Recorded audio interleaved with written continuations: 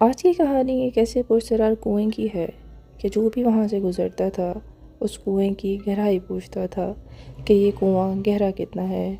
السلام علیکم، امید کرتی ہوں کہ آپ سب خیریت سے ہوں گے۔ جو جہاں سے سن رہے ہیں، اللہ پاک سب کو اپنے حفظ و امان میں رکھیں، آسانیاں پڑھنے اور آسانیاں کرنے کی توفیق عطا فرمائے۔ کہانی اچھی لگے تو کائنڈلی اس کو لائک اینڈ سبسکرائب کریں۔ گمنام نگر سے ایک گمنام کہانی۔ میں اپنے والدین کی اکلوتی اولاد تھا۔ گاؤں میں ہماری کچھ زمینیں تھیں جن میں میرے والد کھیتی باڑی کرتے تھے اور ہمارا اچھا گزر بسر ہو جاتا تھا۔ میں نے گاؤں کے واحد اسکول سے میٹرک پاس کیا اور آگے تعلیم حاصل کرنے کی غرض سے شہر چلا گیا، مگر والد صاحب کی اچانک وفات کا سن کر میں نے تعلیم ادھوری چھوڑ دی اور مستقل گاؤں واپس آ گیا اور اپنی زمینوں پہ کھیتی باڑی کا کام سنبھال لیا۔ ایک رات جب میں گہری نیند میں تھا تو اچانک باہر سے شور شرابے کی آواز سن کر گھبرا کر اٹھ بیٹھا۔ میری اماں بیچاری بھی اپنی آنکھیں ملتے اپنے کمرے سے نکل آئیں اور مجھے باہر جا کر حالات کا جائزہ لینے کہا۔ اماں کے اصرار پہ میں بعد اللہ خواستہ اپنی گرم چادر اپنے گرد لپیٹے باہر نکل آیا۔ سخت سردی کی رات تھی۔ گاؤں والے شور مچا رہے تھے کہ کچھ لوگوں نے گاؤں کے پاس والے کنویں میں کسی کالے سائے کو بڑھتے دیکھا ہے۔ یہ وہی کنواں تھا جہاں کچھ مہینوں پہلے چودھری صاحب کے کڑیل جوان داماد نے ایک رات بغیر کسی وجہ کے چھلانگ لگا کر خودکشی کر لی تھی۔ اگلی صبح کنویں کے پانی میں اس کی بے جان لاش تیرتی ملی۔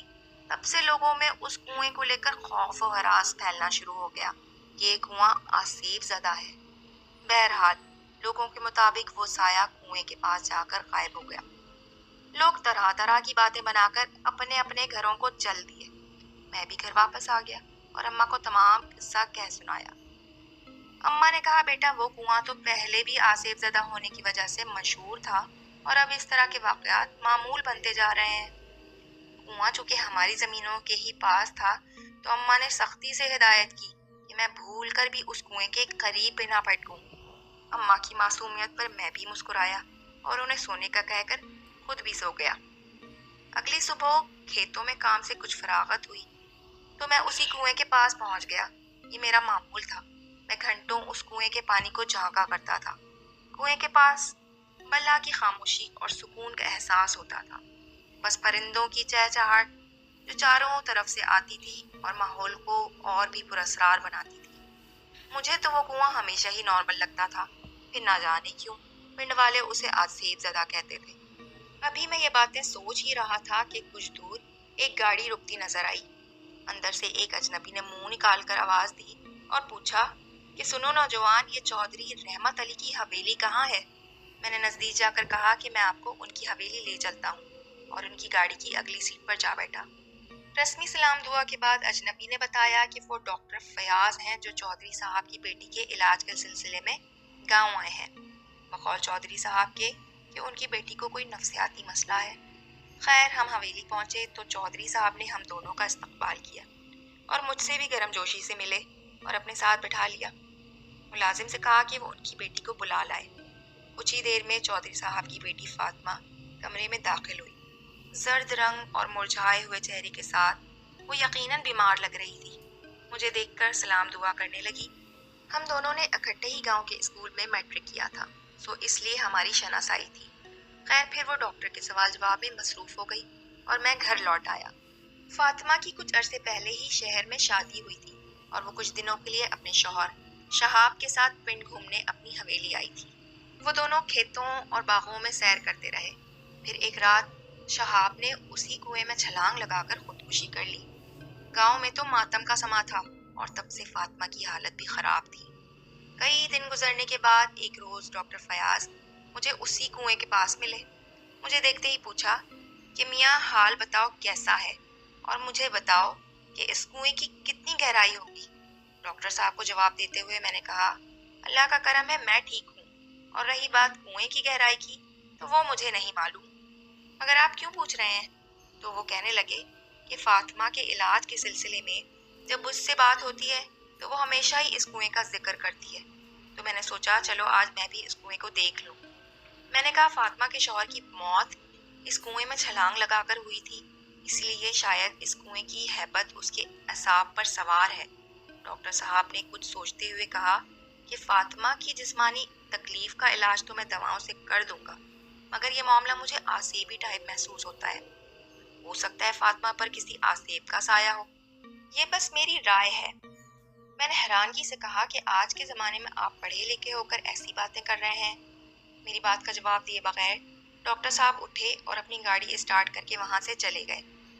ये बात भी आई गई हो गई कि चंद दिनों बाद गांव में एकदम शोर उठा कि उन्हें कुएं में डॉक्टर फयाज की लाश तैरती नजर आई है। बस फिर से गांव में मातम का समा था। डॉक्टर की लाश का कुएं से मिलना अचंभे की बात थी। मैं भी इस बात की पुरस्कारियत में खो गया और फिर से कुएं के आसेब ज़दा होने पर गांव वालों का यकीन पुख्ता होने लगा। मेरी अम्मा ने फिर मुझ पर तंबीह करते हुए कहा कि मैं उस कुएं के नज़दीक ना जाऊं और वहां मौजूद अपनी ज़मीनों का कुछ हिस्सा फरोख्त करके वहां से दूर हो जाऊं, मगर मुझे फिर भी आसेब वगैरह की बात पर यकीन न था, जबकि मुझे ये पुरानी दुश्मनी वगैरह का चक्कर लगता था। खैर, दिन यूं ही गुजरने लगे और सभी अपनी मामूलात की ज़िंदगी में मसरूफ़ हो गए और इस वाक़े को भूलने लगे कि फिर एक दिन मुझे उस कुएं के पास एक अधेड़ उम्र अजनबी खड़ा नजर आया। मैंने उसके नज़दीक जाकर उसे सलाम किया तो उसने मुझे सलाम का जवाब देते ही पूछा कि पुत्र, इस कुएं की गहराई कितनी होगी? मुझे बड़ा ही अजीब लगा। मैंने कहा, जनाब, अपना तारुफ तो करवाएं कि आप कौन हैं और कहाँ से आए हैं। उसने मेरी जानिब मुस्कुरा कर देखा और कहा कि बेटा, मैं दूसरे पिंड से आया हूँ और चौधरी रहमत अली की हवेली जा रहा था, मगर यहाँ से गुजरते मेरी नज़र इस कुएं पर पड़ी तो मेरे कदम खुद ब खुद इसकी जानिब खिंचते चले आए। बड़ा ही अजीब कुआं है। खैर, मैं अब चलता हूँ, ये कहकर वो हवेली की तरफ चल दिया। अगले दिन सुबह सवेरे पूरे गांव में शोर बर्पा हो गया कि कुएं में किसी अजनबी की लाश देखी गई है। बाकी लोगों के साथ मैंने भी देखा कि वो लाश उसी अजनबी की थी जो कल चौधरी की हवेली जा रहा था। इस बार भी मरने वाले का ताल्लुक किसी न किसी जाविये से चौधरी रहमत अली से ही था। पुलिस ने भी रस्मी कार्रवाई करी और बात खत्म हो गई। उस रात मेरी सोच का मरकज सिर्फ और सिर्फ वही कुआं था। मैंने हर जाविये से सोचा कि पहले चौधरी का दामाद, फिर डॉक्टर और फिर वो अजनबी, इन तीनों का सिरा चौधरी की हवेली तक ही जाता है। सोचते सोचते अचानक एक ख्याल ने मेरे जहन में दस्तक दी और मैं उछल के बैठ गया। मरने वाले तीनों बंदों ने उस पुरस्कार कुएं के पास खड़े होकर एक मुश्तरका जुमला कहा था जिसे मैंने भी सुना था, और वो जुमला था, इस कुएं की गहराई कितनी होगी। ये वो अल्फाज थे जिसके बाद यक्के बाद दीगरे तीनों की मौत वाक़या हो गई, और वो भी कुएं में छलांग लगाकर। तो इसका मतलब है कि अम्मा सही कह रही थी कि वो कोई आम नहीं बल्कि आसेब ज़दा कुआं है। इस ख्याल के तहत मैं एकदम बेचैन हो गया। मेरे हलक में कांटे से चुभने लगे। जल्दी से उठकर मैंने गटागट ढेरों पानी अपने हलक में उंडेला। नींद मुझसे कोसों दूर थी। मैं दिल ही दिल में अहद कर चुका था कि मैं इस मामले की तह तक जाऊंगा और पूरी कोशिश करूंगा कि अब कोई हादसा ना हो। खैर, कुछ दिन सुकून से गुजर गए कि एक रात मेरी फसलों को पानी देने की बारी थी और मैं अपनी खेत में था। चांदनी रात थी। मैं दूर से एक साये को कुएं की जानिब तेजी से बढ़ते हुए देख रहा था। काली चादर में लपटा वो वजूद अभी कुएं से कुछ दूर था कि मैं बिना किसी खौफ के अपनी कुल्हाड़ी लिए उसके पीछे भागा और उसे ललकारते हुए कहा, खबरदार, अपनी जगह से हिलना नहीं, वरना टुकड़े टुकड़े कर दूंगा। मेरी इस ललकार पर वो वजूद खौफ से कांपने लगा और जब मैंने उसका चेहरा अपनी तरफ मोड़ा तो मेरी गिग्गी बन गई। मैंने कहा, फातिमा, ये तुम हो? फातिमा ने मेरे आगे हाथ जोड़ दिए और कहा, कासिम, खुदा के वास्ते मुझे मरने दो, मैं रोज रोज के मरने से तंग आ गई हूँ। वो आवाज मेरा पीछा नहीं छोड़ती।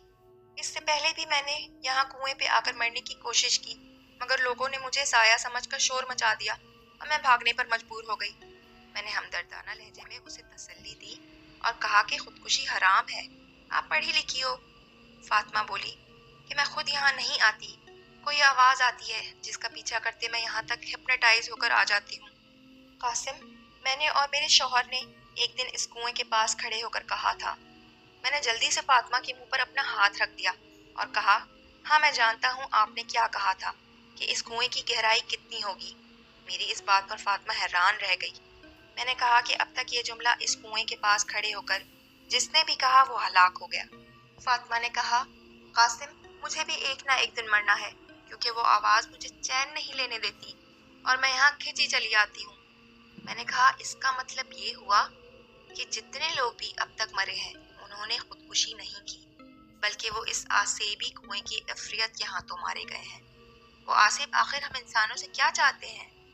मेरे इस सवाल पर फातिमा बोली, जिस तरह हम अपनी दुनिया में किसी और को दखल देने की इजाज़त नहीं देते, बिल्कुल उसी तरह यहाँ इस कुएं में कोई इफ्रियत सदियों से आबाद है, और जो कोई भी यहाँ खड़ा होकर इस कुएं की गहराई नापने की बात करता है तो उसका अक्स कुएं के पानी में महफूज हो जाता है, और वो आसेब इस कुएं की गहराई में अपनी एक अलग दुनिया में आबाद है, और वो कुएं की गहराई की बात सुनकर समझता है कि गहराई नापने वाला शायद इनको इनकी दुनिया से बेदखल कर देगा। इसीलिए वो उस शख्स के दुश्मन बन जाते हैं और अपने आसेबी अमल से उसको ठिकाने लगाकर ये समझते हैं कि उनकी दुनिया बैरूनी दुश्मनों से महफूज हो गई है। इसी वजह से ये सारे लोग मारे गए। मैंने फातिमा से कहा, तुम मेरे साथ हवेली वापस चलो, तमाम पिंड वाले मिलकर इस मामले का खुद ही हल निकालेंगे। हम चौधरी साहब के पास गए। अपनी बेटी से वो बहुत प्यार करते थे। उन्होंने तमाम माजरा सुनकर सुबह पंचायत बुलाने का फैसला किया। अगली सुबह पंचायत के फैसले के मुताबिक उस कुएं को एक मजबूत ऊंची चार दीवारी में बंद करके उसके दरवाजे को एक बड़े ताले से हमेशा के लिए मकफल करके उसकी चाबी दरिया में फेंक दी जाए। कुछ ही दिनों में सारे पिंड वालों ने मिलकर दीवार तैयार की और वो पुरअसरार कुआं हमेशा के लिए चार दीवारी में कैद हो गया। आज भी वो पुरअसरार कुआं मौजूद है, और अगर कोई बच्चा शरारत करता है तो उसकी माँ उसे धमकाती है, चुप कर जा वरना कुएं की दीवार का ताला खोल कर तुझे अंदर बंद कर दूंगी।